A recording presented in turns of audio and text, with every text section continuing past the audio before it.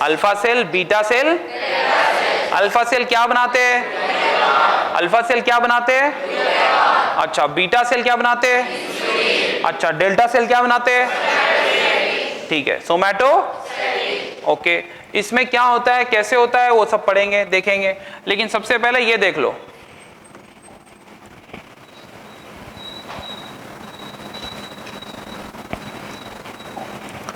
Islets of लैंगरेंस, उसके अंदर कितने टाइप के सेल? 3। Okay, glucagon. एक क्वेश्चन है, क्वेश्चन के आंसर दे सकते हो? बहुत सिंपल क्वेश्चन पूछ रहा हूं, फटाफट आंसर देना, फटाफट मतलब एकदम क्विक, ठीक है? हाँ, ब्लड ग्लूकोज लेवल इंक्रीज हो गई, कौन सा हार्मोन रिलीज होगा? पक्का? सोच के बोलो। पक्का? अच्छा, इंसुलिन बढ़ गया तो बताओ ब्लड ग्लूकोज लेवल क्या होगी? बढ़ेगी, कम होगी? तो अगर ब्लड ग्लूकोज लेवल बहुत बढ़ चुका है मतलब कौन सा हार्मोन बढ़ गया? ग्लूकागॉन। कौन सा? ऐसे घुमा फिरा के क्वेश्चन करते हैं। पहले मैं आपको सीधे सीधे आंसर दे देता हूं, वो सुन लो।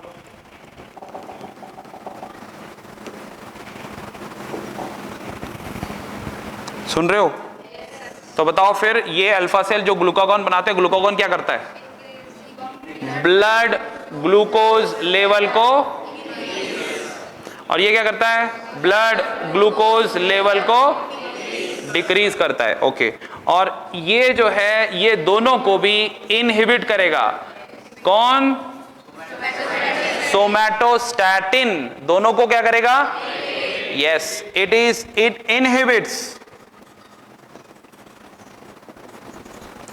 इनहिबिट्स कौन कौन? इससे तुम्हें ये तो नहीं लगेगा कि ब्लड ग्लूकोज लेवल को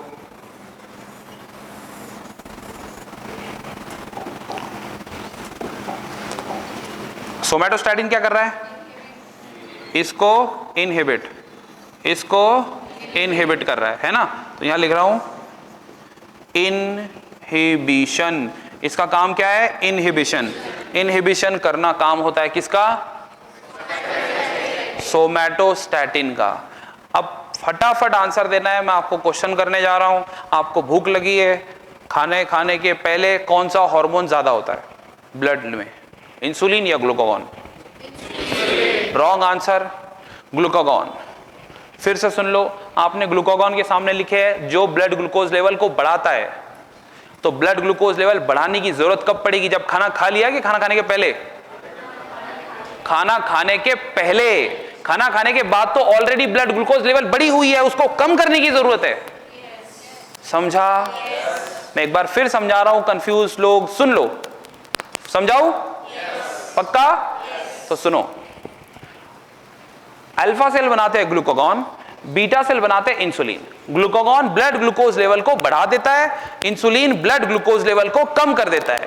और सोमैटोस्टैटिन इंसुलिन और ग्लूकागॉन को इनहिबिट करता है। इतना ठीक है? अच्छा, इनको रोकता क्यों है वो? बिकॉज अगर इंसुलिन हद से ज्यादा बढ़ गया तो ब्लड ग्लूकोज लेवल ज्यादा ही क्या हो जाएगी? अगर ग्लूकागॉन हद से ज्यादा बढ़ गया ब्लड ग्लूकोज लेवल ज्यादा ही बढ़ जाएगी। समझा? इसीलिए दोनों हार्मोन को लिमिट में रखने का काम किसका है? कौन से सेल बनाते हैं? Delta cell. कहां होते हैं? Islets of Langerhans. Exocrine part है कि एंडोक्राइन पार्ट है? कौन सा पार्ट है? किसका पार्ट है? पैनक्रियास का कि लीवर का? Very good, very good. Okay, पूछो अब क्वेश्चन। खाना खाने के पहले कौन सा हार्मोन हाई होता है? ग्लूकागॉन। क्यों? बिकॉज खाना खाने के पहले आप लो एनर्जी फील कर रहे हो, आपके पास में ग्लूकोज की कमी है, और अगर ग्लूकोज की कमी है तो ग्लूकोज को बढ़ाने वाला कौन है? ब्लड ग्लूकोज लेवल कौन बढ़ाता है? ग्लूकागॉन बढ़ाता है। समझा? पक्का? एकदम पक्का? Very good. खाना खाने के बाद क्या रिलीज होता है? क्यों? बिकॉज खाना खाने के बाद हमारा ब्लड ग्लूकोज लेवल राइज करेगा, और बढ़े हुए ब्लड ग्लूकोज लेवल को कम कौन करेगा? बोलो, कौन सा? इंसुलिन। और इंसुलिन और ग्लूकागॉन को कम कौन करेगा? बोलो, समझा क्या? एकदम पक्का? एकदम पक्का? ठीक है। पैनक्रियास जो है कैसा है? कंपाउंड है, कंपाउंड इलोंगेटेड ऑर्गन है, मतलब कंपाउंड मतलब कॉम्प्लेक्स है जिसमें अलग अलग चीजें है, एक तो एक्सोक्राइन भी होगा, एंडोक्राइन भी होगा। इसी वजह से pancreas is also known as heterocrine gland, also known as mix gland, also known as yes compound, that is dual nature वाली ग्लैंड है, ड्यूअल ग्लैंड। समझ गए? एक बात बताओ, ऐसी कोई और ग्लैंड है हमारे बॉडी में जो हेटेरोक्राइन हो? कौन सी है? Ovary and testis. गोनैड्स जो होते हैं, गोनैड्स जो होते हैं वो क्या होते हैं? हेटेरोक्राइन। हेटेरोक्राइन मतलब ऐसी ग्लैंड जिसमें दोनों पार्ट हो, एंडोक्राइन पार्ट भी हो, हार्मोन भी बनाते हो, और एक्सोक्राइन पार्ट भी हो जो डक्ट के साथ वाला सिक्रीशन भी सिक्रीट करते हो। समझा? पक्का? एकदम पक्का? ठीक है, तो सुनो, सुन रहे हो क्या? अच्छा, कहां सिचुएटेड है between the two limbs of C shape duodenum? कौन सा शेप? ये पुराना वाला यू लिखा है यहां पे। The exocrine portion secretes an alkaline pancreatic juice. कौन सा जूस? ठीक है, पैनक्रियाटिक। उसमें एंजाइम होते हैं क्या? 100% होते हैं एंजाइम्स। अच्छा ठीक है। And the endocrine portion secretes hormone. कौन सा? इंसुलिन एंड कौन बनाता है इंसुलिन? ग्लूकागॉन कौन बनाता है? और दोनों को इनहिबिट कौन करेगा? ये सब पोर्शन कौन से पोर्शन पे होता है? Endocrine portion of pancreas is also known as islets of. इतना क्लियर है? यहां तक किसी को कोई दिक्कत, कोई प्रॉब्लम? बोलो तो। अरे हो सकता होगी, नहीं है?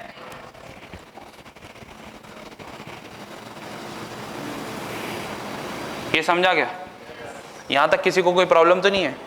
तो अब हम बात करेंगे पैनक्रियास से। ठीक है, पैनक्रियास हो गया ना? पैनक्रियास हो गया तो क्या बचा फिर? पैनक्रियाटिक जूस में क्या है? एक बात बताओ कि जो बाइल जूस था उसका पीएच कितना था? 6.8। सलाइवरी जूस का पीएच था 7। मेरे को बोलने दो, तुम मेरे को बोलने ही नहीं दे रहे। 6.8 किसका था? सलाइवरी ग्लैंड ने सिक्रीट किया हुआ सलाइवरी जूस या फिर सलाइवा। ठीक है, 7.8 किसका होता है?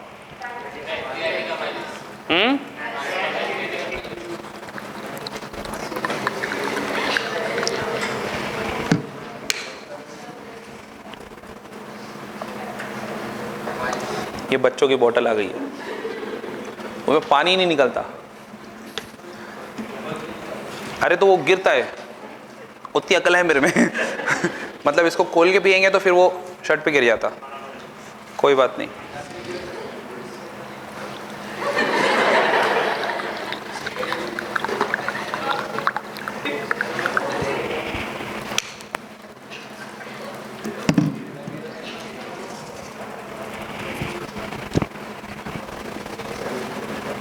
बोलू? सुनते हो? तो सुनो। 7। इतना मीठा क्यों हंस रहे तुम लोग? क्या हुआ? सच सच बताओ क्या हुआ? कुछ ना कुछ हुआ जरूर। सारे बॉयज ऐसे हंस रहे। क्यों हंस रहे? अरे बाप रे,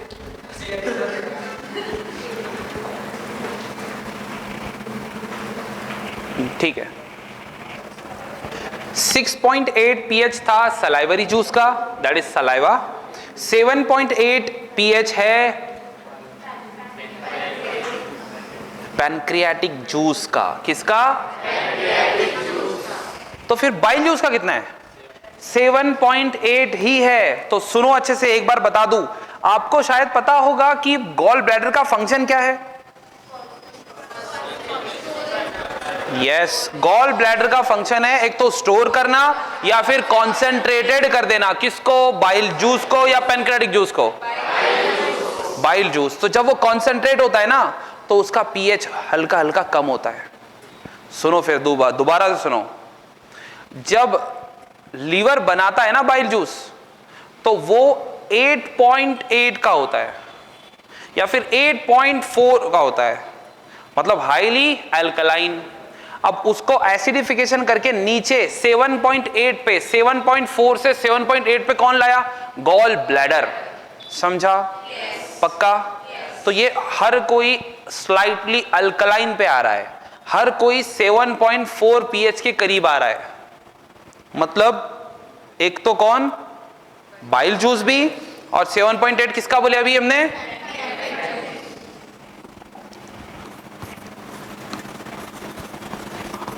pancreatic juice 7.8। Okay, bile juice कितना है?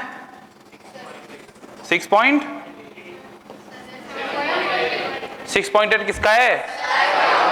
अच्छा, 2 किसका है? गैस्ट्रिक जूस, स्टमक के अंदर होता है 2, 1.8। समझे? ओके, एक बार फिर से, बकल कैविटी में कितना पीएच है? 6. स्टमक में कितना है? 1.8 से 2 या फिर 2.5 तक, बस हाईली एसिडिक। फिर आता है स्मॉल इंटेस्टाइन, वहां पे 2 जूस आते हैं, एक बाइल जूस जिसका 7.4 से 7.8 होता है, 7.8, और फिर पैनक्रियाटिक जूस जिसका भी 7.8 होता है। समझे? पक्का? मतलब सबका सब जो अंदर कंटेंट बना वो 7.8 का है, तो फिर स्मॉल इंटेस्टाइन का पीएच कितना हो गया? 7.8। समझा? तो इसको स्लाइटली एसिडिक बोल सकते हैं ना, फिर स्लाइटली अल्कलाइन बोलना पड़ेगा क्या? ठीक है सब लोग? Okay. Pancreatic juice is also known as complete juice. Why? सभी प्रकार के एंजाइम्स यहां उपलब्ध है, सारे प्रकार के एंजाइम्स यहां मिलेंगे आपको। बोलिए कौन सा चाहिए? प्रोटीन डाइजेस्टिंग चाहिए क्या? तो अगर प्रोटीन डाइजेस्टिंग चाहिए वो भी मिलेगा, कार्बोहाइड्रेट डाइजेस्टिंग चाहिए वो भी मिलेगा, न्यूक्लिक एसिड डाइजेस्टिंग चाहिए वो भी मिलेगा, फैट डाइजेस्टिंग चाहिए फैट वो भी मिलेगा, सब मिलेगा। समझे? तो चलो देखते हैं कौन सा कौन सा कौन सा कौन सा है। प्रोटीन डाइजेस्टिंग सबसे इंपॉर्टेंट कौन सा है बताना जरा। हाँ, ट्रिप्सिनोजेन। अब ट्रिप्सिन और ट्रिप्सिनोजेन में क्या फर्क है? ट्रिप्सिनोजेन इनएक्टिव है। और एक बात खूब समझ लो तुम, जहां भी आपकी बॉडी में प्रोटीन डाइजेस्टिंग एंजाइम मिलेंगे वो इनएक्टिव फॉर्म में ही बनेंगे। क्यों? क्योंकि बॉडी प्रोटीन से बनी है, और अगर बॉडी के अंदर उनको खुला छोड़ दिया तो वो बॉडी को ही खत्म करेंगे पहले। समझे कि नहीं? गुड। ट्रिप्सिनोजेन के बाद में और क्या होता है? यस, काइमो ट्रिप्सिनोजेन, काइमोट्रिप्सिनोजेन, ठीक है। And then pro carboxypeptidases, pro carboxy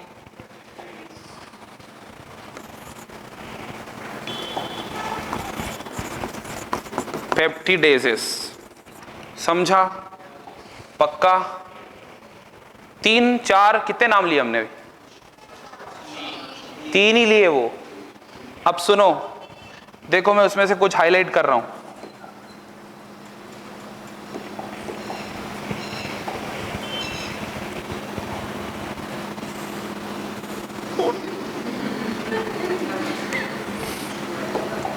ये टेक्नोलॉजी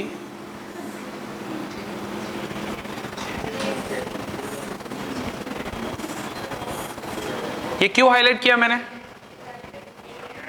यस, जब भी आपको इनएक्टिव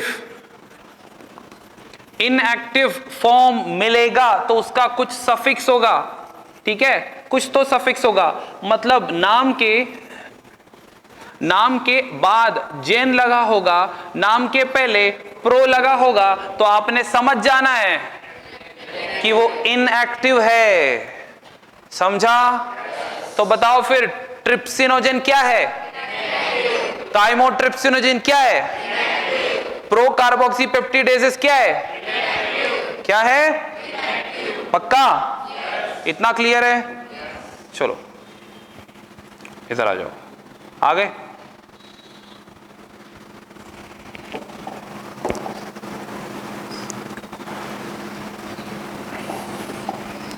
बताओ कार्बोहाइड्रेट डाइजेस्टिंग क्या है? एक आपके सलाइवा में